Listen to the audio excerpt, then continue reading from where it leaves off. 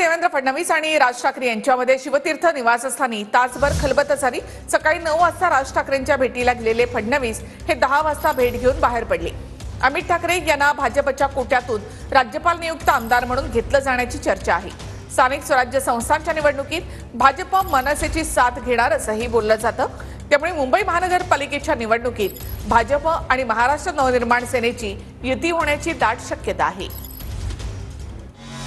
मुख्यमंत्री देवेंद्र फडणवीस आणि राज ठाकरेंमध्ये शिवतीर्थ निवासस्थानी तासभर चर्चा झाली। सकाळी 10 वाजता राज ठाकरेंच्या निवासस्थानी पोहोचलेले फडणवीस 11 वाजता बाहेर पडले। मुंबई महापालिका निवडणुकीत भाजप राज ठाकरेंच्या मनसेला सोबत घेण्याची शक्यता आहे। या बदल्यात अमित ठाकरेंना भाजपच्या कोट्यातून राज्यपाल नियुक्त आमदार केलं जाणार असल्याची चर्चा आहे। फडणवीस राज ठाकरेंच्या घरी पोहोचले तेव्हा मोहित कंबोजही सोबत होते। शिवतीर्थवर गेलेल्या फडणवीसांच्या स्वागतावेळी बाळा नांदगावकर, नितीन सरदेसाई आणि संदीप देशपांडे उपस्थित होते। ही कुठलीही राजकीय भेट नाही। मी मुख्यमंत्री झाल्यानंतर राज ठाकरेजींचा मला अभिनंदनाचा फोन आला। त्यावेळेस मी त्यांना सांगितलं होतं मी घरी येईन। त्याप्रमाणे मी आज घरी गेलो होतो। ब्रेकफास्ट त्यांच्या घरी मी केला, गप्पा मारल्या आणि मग या कार्यक्रमाच्या ठिकाणी आलो। या बैठकीचा किंवा या आमच्या ज्या काही गप्पा आहेत यांचा कुठलाही राजकीय संदर्भ नाही। केवळ एक जी मैत्री आहे त्या मैत्रीकरता मी त्यांच्या घरी गेलेलो होतो। सहज भेट आहे, त्याच्यामध्ये निवडणुका, युती, महायुती यापेक्षा संवाद आहे। स्थानिक स्वराज्य संस्थेच्या निवडणुका अजून अनिश्चित आहे। सुप्रीम कोर्टाने निर्णय दिल्यानंतर स्थानिक स्वराज्य संस्थेच्या निवडणुकीच्या घोषणा आणि त्यानंतरचा कालावधी विचारात घेतला। इतक्या लवकर कोणी स्थानिक स्वराज्य संस्थेसाठी चर्चा करेल असं वाटत नाही। आणि कोणत्याही युतीची चर्चा ही अशा पद्धतीने होणार नाही उघडपणे। ही फक्त मैत्रीपूर्ण भेट आहे असं माझं व्यक्तिगत मत आहे। महानगरपालिकेत आमची गरज भाजपला असेल तर भाजपनं उघडपणे खुल्या मंचावर आमचं समर्थन घ्यावं, आम्हाला समर्थन करावं असं मला वाटतं।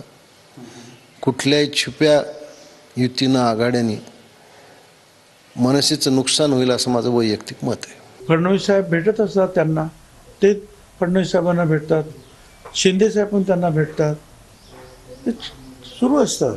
आणि कदाचित त्या निवडणुकांच्यासाठी काही चर्चा आहे की काय मला काही कल्पना नाही, पण असू शकते, नाही असं नाही। मुंबई महानगरपालिकेच्या दृष्टीनं ती भेट असू शकेल।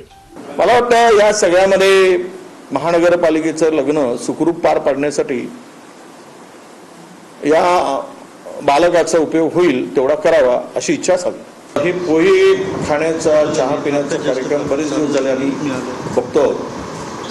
आता मला वाटतं की बघून खूप झालं, खाऊन आता पोहे खूप झालं। लग्न कधी करता याची प्रतीक्षा आता महाराष्ट्रातील लोक बघत आहेत। म्हणजे एकदा पोहे खा, पाहून घ्या, एकदा झालं, दोनदा झालं, एकदा करून टाका शुभमंगल। चर्चा चर्चा चर्चा अधिक त्यावर चर्चा होण्यापेक्षा देऊन घेऊन मोकळं होणं परवडलं असा आमचा त्यांना सल्ला आहे। काय शह द्यायचा राहिला आहे? मला कौतुक या गोष्टीचं आहे। एकही आमदार नाही, एकही खासदार नाही, एकही नगरसेवक नाही, पण महाराष्ट्रातले तमाम नेते राज ठाकरेंना भेटायला त्यांच्या शिवतीर्थ या निवासस्थानी जातात। कुछ तो खास बात है। एक आहे की मतं किती मिळतात ह्यापेक्षा त्यांचा TRP खूप जबरदस्त आहे। त्यामुळे ते जे बोलतात ते सर्वसामान्यांच्या घरापर्यंत जातं। मतं मिळतात की नाही ही बात वेगळी आहे। जेव्हा राज ठाकरे म्हणाले की ह्या निवडणुका या कायदे गोंधळात आणि मॅनेज करून केलेल्या आहेत, लोक विश्वास ठेवतील।